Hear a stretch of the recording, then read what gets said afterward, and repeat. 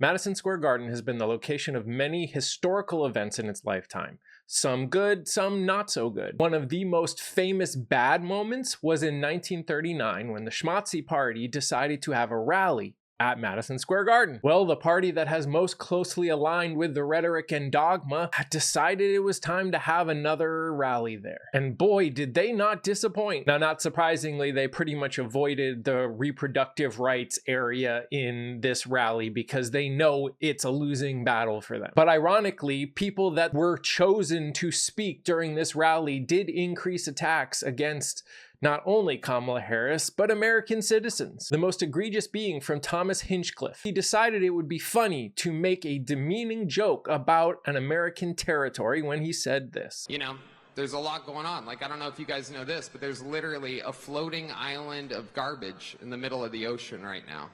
Yeah. I think it's called Puerto Rico. Okay. All right. Okay. These comments were so bad that it required the Trump campaign to try and distance themselves from it, as well as many Republican congressmen to speak out against them, almost like they know that they just pissed off hundreds of thousands of Puerto Ricans in this country. We also got to hear Tucker Carlson, fresh off from his comments of praising the idea of dads spanking their teenage daughters, commenting that Kamala Harris would be the first Samoan, Malaysian, low IQ, former California prosecutor ever to be elected president.